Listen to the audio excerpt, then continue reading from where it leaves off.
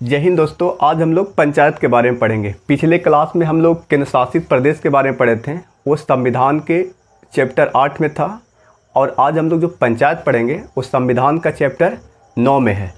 अब सबसे पहले हम लोग जानेंगे कि पंचायत ज़रूरत क्यों था। उसके बाद एक और, पंचायत जब भारत में आ रहा था, मतलब पंचायत को जब भारत में लाया जा रहा था, उस समय बवाल खड़ा हुआ था। भारत के दो दिग्गज यानी दो महानुभाव, एक महात्मा गांधी, एक डॉक्टर भीमराव अंबेडकर। कौन कौन? महात्मा गांधी,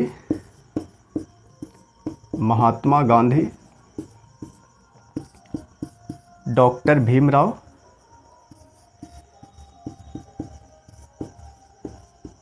अंबेडकर। जब भारत में पंचायत लागू हो रहा था, पंचायतीय शासन व्यवस्था लागू हो रहा था, उस समय दो महान दिग्गज, एक महात्मा गांधी और एक डॉक्टर भीमराव अंबेडकर आमने सामने थे।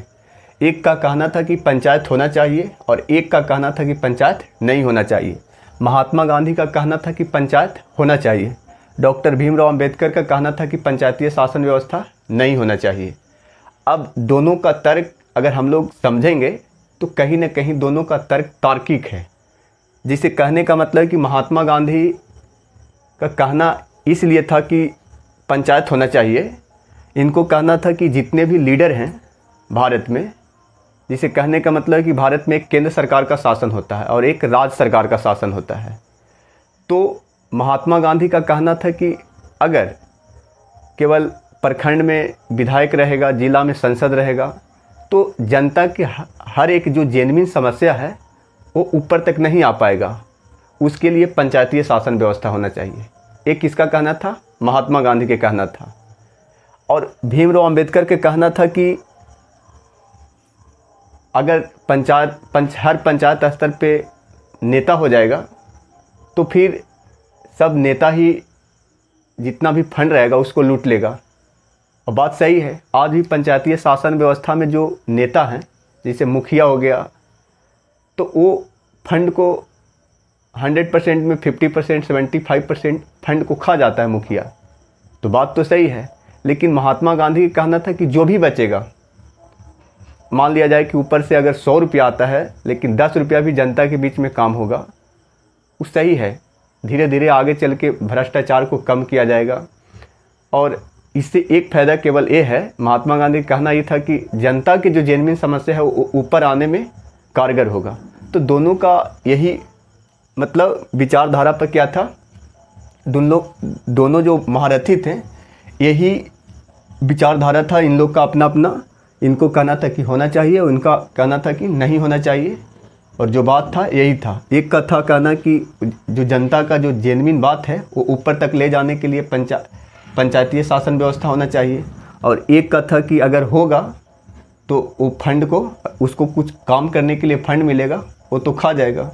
तो दोनों अपने आप में तार्किक बात कह रहे थे। और महात्मा गांधी और भीमराव अंबेडकर अपने विचारधारा से एक दूसरे के प्रतिद्वंदी थे।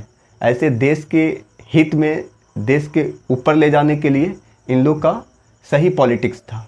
तो ये था, ऐसा नहीं है कि ये देश को डुबाना चाहते थे, देश को बहुत आगे लेके जाना चाहते थे।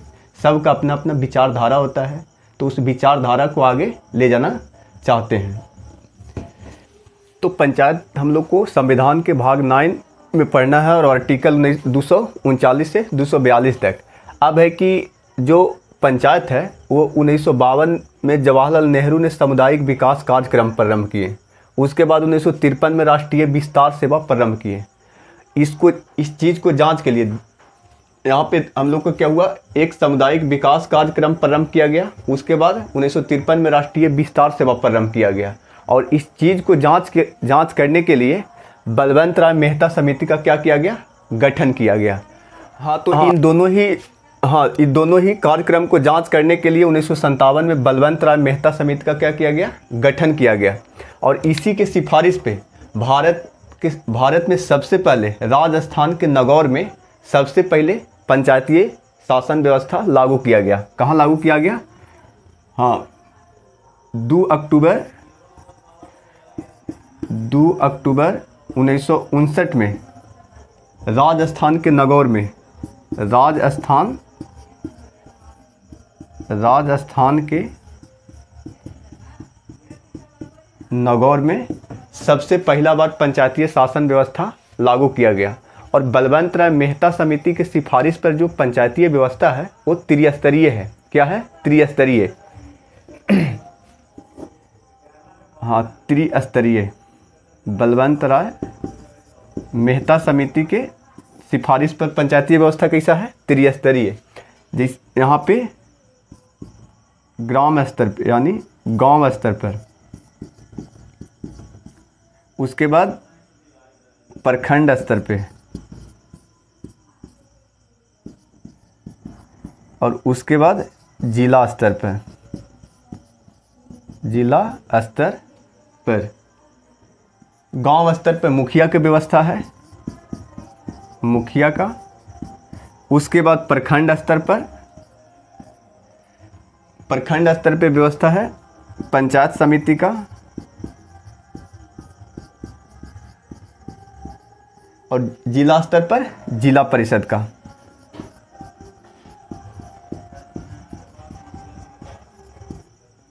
जिला स्तर पे जिला परिषद का। इसका मतलब है कि जो गांव का जो जेन्युइन समस्या है, जो पंचायत में गांव का जो भी जेन्युइन समस्या रहेगा वो मुखिया समस्या के निदान करेगा। और प्रखंड स्तर पर अगर कोई समस्या को लेके जाना है तो वहाँ पे पंचायत समिति लेके जाएगा। हर पंचायत में पंचायत समिति होता है और एक पंचायत में एक मुखिया होता है। और जिला स्तर पर जिला परिषद। तो जो जिला परिषद है वो हर पंचायत के जो समस्या है, हर पंचायत के अंदर जो गांव है उसका जो समस्या है वो जिला तक कौन लेके जाएगा? जिला परिषद। तो एक किसका सिफारिश पे है? बलवंत राय मेहता समिति के सिफारिश पे लागू है। तो बलवंत राय मेहता समिति के सिफारिश पे क्या है? त्रिस्तरीय। और जो बिहार में है वो भी त्रिस्तरीय व्यवस्था है। और राजस्थान के नागौर में भी जो सबसे पहला बार लागू किया गया वो त्रिस्तरीय ही था। आज तक हाँ, त्रिस्तरीय लागू किया गया।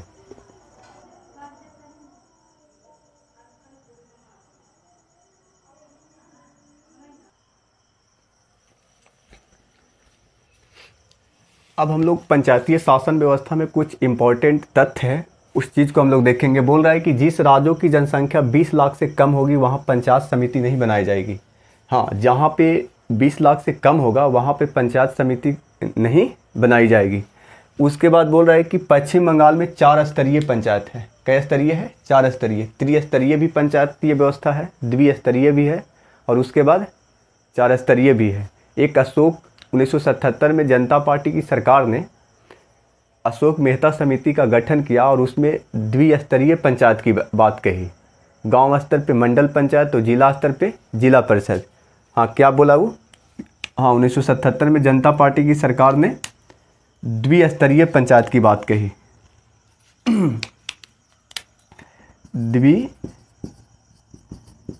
पंचायत की बात कही। द्विस्तरीय पंचायत की बात कही। यहाँ पे गांव स्तर पे क्या बोला? गांव स्तर पर मंडल पंचायत, मंडल पंचायत, और जिला स्तर पर जिला परिषद। जिला स्तर पर जिला परिषद, जिला परिषद। तो यहाँ एक स्तरीय पंचायत भी है, द्विस्तरीय पंचायत भी है, त्रिस्तरीय भी है और 4 स्तरीय पंचायत भी है। यहाँ बोल रहे हैं कि पश्चिम बंगाल में 4 स्तरीय पंचायत, मेघालय, मिजोरम तथा नागालैंड में 1 स्तरीय पंचायत है। और एक चीज़ और, बहुत सारे भारत के बहुत सारे ऐसे राज्य हैं जहाँ पे पंचायतीय शासन व्यवस्था नहीं लागू है। तो यहाँ पे जोर ज़बरदस्ती नहीं है कि आप पंचायतीय शासन व्यवस्था लागू ही करें। इस संविधान को कुछ संशोधन करके किया गया है और इसमें जिस स्टेट को लगे कि हाँ होना चाहिए तो लागू करें, न तो कोई जोर ज़बरदस्ती नहीं है। उसके बाद है कि पंचायतों की वित्तीय स्थिति के सुधार के लिए राज्य वित्त आयोग का गठन करता है। हाँ, जैसे कभी कभी होता है कि जैसे हर समय एक फंड जाएगा मुखिया का, यानी मान लिया जाए कि अभी जो चल रहा है उसमें भी उतना ही 5 से 7 करोड़ के फंड है, आगे भी 5 से 7 करोड़ के रहेगा। तो समय के साथ विकास बहुत तीव्र गति से होना गांव और पंचायत में बहुत ज़्यादा ज़रूरी होता है, या महंगाई के हिसाब से आपको फंड को बढ़ाना पड़ता है। जिस तरह से दुनिया विकास कर रहा है, चाहे मतलब महंगाई हो रहा है, उस तरह से आपको फंड बढ़ाना पड़ेगा।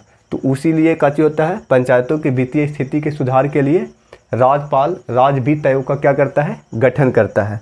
हाँ, तो एक चीज़ है 1977 में जनता पार्टी की सरकार ने द्विस्तरीय पंचायत की बात कही और उसमें गांव स्तर पे मंडल पंचायत और जिला स्तर पे जिला परिषद की व्यवस्था मैंने किया। अब हम लोग देखेंगे कि पंचायतों को संवैधानिक दर्जा देने के लिए 73वां संविधान संशोधन कब किया गया, 1993 में। पहले पंचायतीय जो शासन व्यवस्था था उसको हम लोग संवैधानिक दर्जा नहीं दिए थे, लेकिन 1993 में क्या किया गया, संवैधानिक दर्जा दिया गया।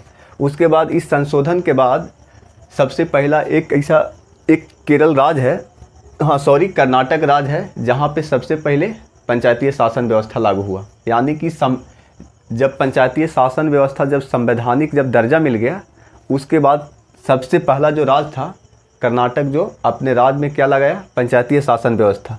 उसके बाद है कि दिल्ली में पंचायत नहीं है। अब पंचायत नहीं है ये भी हम लोग जानेंगे, क्योंकि दिल्ली में गांव न के बराबर है। वहाँ पूरा जो दिल्ली है, दिल्ली का जो क्षेत्रफल है पूरा क्या है, वो शहर है। और शहर में क्या होता है, नगर पालिका, यानी नगर पालिका होता है, यानी नगर पंचायत, नगर परिषद और नगर निगम।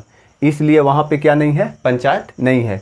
उसके बाद बोल रहे हैं कि पंचायत के सदस्य बनने के लिए उम्मीदवार की आयु 21 वर्ष होना चाहिए। अगर आपको पंचायतीय सदस्य बनना है, जिसे कहने का मतलब जिला परिषद, मुखिया, सरपंच, पंच, वार्ड, तो आपको 21 वर्ष होना चाहिए। और उस उम्मीदवार को चुनने के लिए 18 वर्ष एज होना चाहिए। उम्मीदवार बनने के लिए 21 वर्ष, और जो उम्मीदवार को चुनता है उसका एज 18 वर्ष होना चाहिए। उसके बाद है कि पंचायत के सभी स्तरों पर महिलाओं के लिए 1/3 सीट आरक्षित है। हाँ, मतलब बोल रहा है कि जिसे 100% में लगभग 33% सीट महिलाओं के लिए आरक्षित है, लेकिन बिहार में 50% सीट आरक्षित है। यानी कि 50% लेडीज मुखिया होगा और 50% पुरुष मुखिया होगा। उसके बाद है कि पंचायत का कार्यकाल पहली बैठक से 5 वर्ष होता है। यानी कोई अगर पंचायतीय शासन व्यवस्था में कोई मुखिया, जिला परिषद, पंच, सरपंच बनता है तो वो बैठक से, यानी उसका जब शपथ ग्रहण होगा उसके बाद वो 5 वर्ष के लिए बनता है। अब है कि हाँ, अगर कोई पंचायतीय सदस्य को अगर हटाना है तो 2/3 बहुमत से 15 दिन पहले उस पंचायतीय सदस्य को सूचना देना होता है जिला पंचायत अधिकारी को, और उसके बाद 2/3 बहुमत प्रस्ताव पारित करके उसको क्या कर दिया जाता है, हटा दिया जाता है।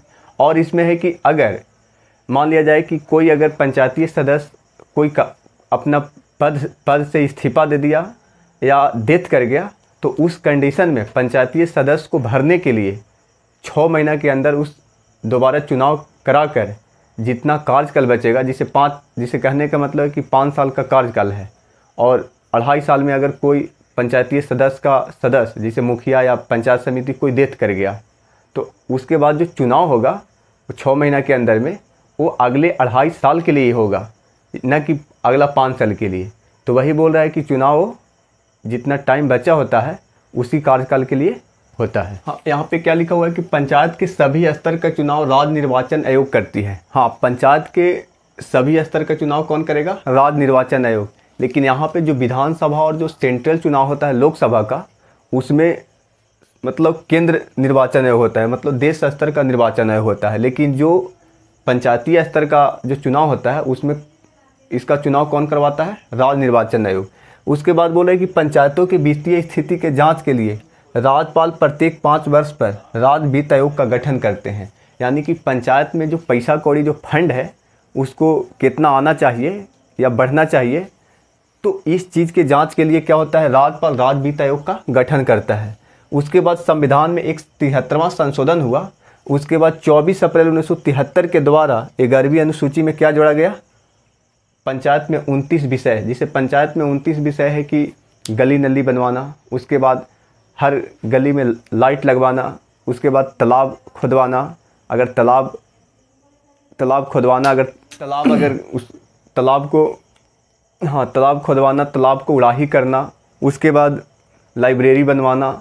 मतलब जो गांव में जो जेन्युइन समस्या है उसको करना, उस तरह से कितना विषय है, 29 विषय है। उसके बाद क्या है कि पंचायतों की बैठक 2 महीने में एक बार होना अनिवार्य है। पंचायत में 2 महीना में एक बार बैठक होना का चीज़ है, अनिवार्य है।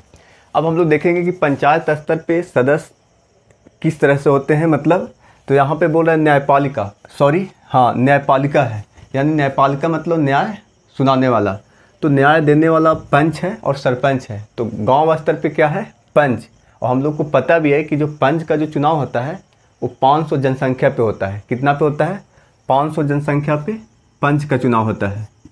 और पूरा सरपंच है जो पूरा पंचायत में, मतलब जितने भी गांव हैं वो पूरा गांव, मतलब पूरा पंचायत मिलकर क्या चुनता है, सरपंच चुनता है, जिसे पूरा 7000 जनसंख्या होता है पूरा पंचायत में। यानी कि पूरा पंचायत के जितना भी वोटर है वो किस चीज़ को चुनेगा, सरपंच को।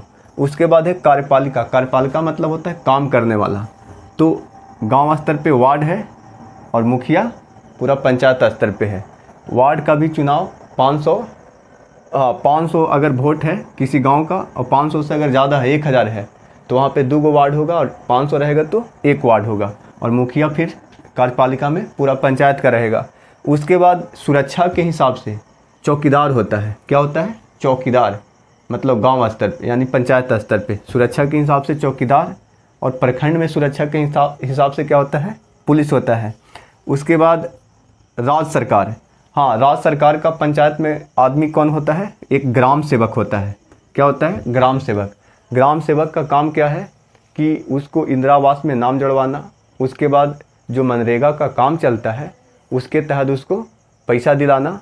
और उसके बाद एक वीडियो होता है, यानी विलेज डेवलपमेंट ऑफिसर, और एक होता है ब्लॉक डेवलपमेंट ऑफिसर। तो वीडियो जो है वो किस स्तर पे काम करता है, गांव स्तर पे, माने गांव स्तर पे। और वीडियो है से ब्लॉक स्तर पे। उसके बाद जिला पंचायत अधिकारी।